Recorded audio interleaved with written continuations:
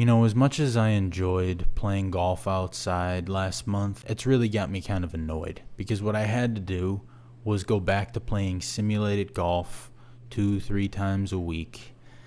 And the problem with simulated golf is things like what I did on Sunday happen.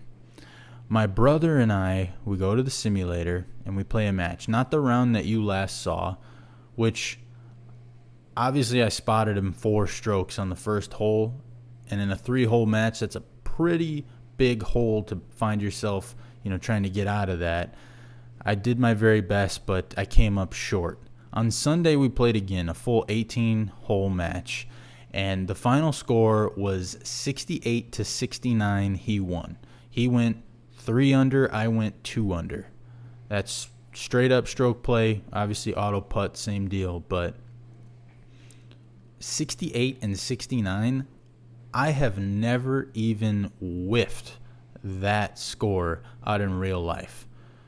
So it's just got me sitting here going, I'm so sick of this, okay? I'm a great simulator golfer, whatever, who cares? Get me out on the course again. I can feel it. I tasted it. It was right there. And now I'm back to simulated golf, acting like it matters at all.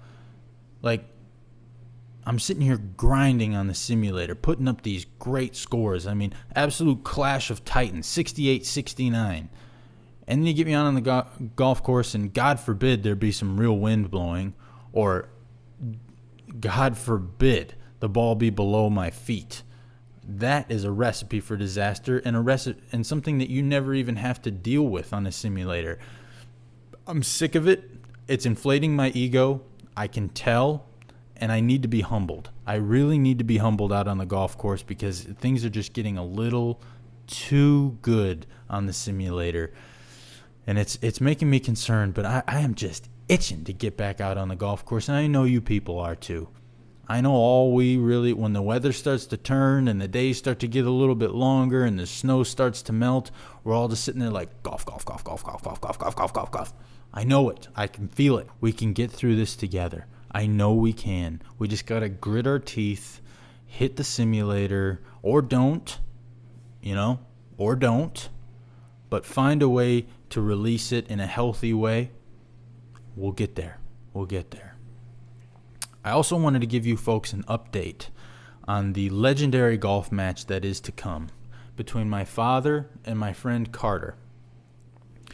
The latest is Carter does not seem to want the flashing lights. He does not seem to want to be in the spotlight whatsoever. Every time I bring some new news as to what my dad was saying to his attention, or I try to ask him some questions or try to get him on the show to talk about this, he just doesn't really want it. He's made his intentions clear, but he does not want to help hype it. He does not want to build it up. Now, that could mean one of two things, really. He could either be so focused and so certain of victory that there's no reason to talk because he knows all talking is that. It's just talk, and talk is cheap. He's about that action, maybe. Or he's scared of not being able to back up his words. Personally, I think it's that one. Now, as a betting man, I would put money on my dad. From day one of this, I would take my dad. So I would say Vegas has to have my dad as the favorite, which is why I'm kind of leaning on the side of, well, if you're scared to talk smack publicly, if you're scared to have it documented, that means you're scared of something. Now, my dad, on the other hand, he's playing it a little differently. He is coming right for the spotlight. He wants it. I mean, he's commenting on my videos. He's making his opinions known. He wants this group chat.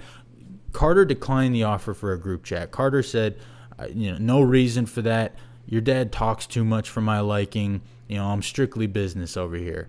Whereas my dad, he's just like, yeah, put me in the ring with him. I'll go toe-to-toe with the guy. And again, there's two things that can tell you.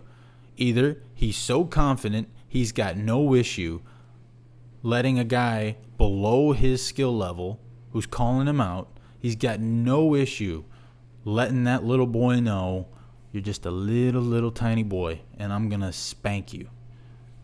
That's one possibility.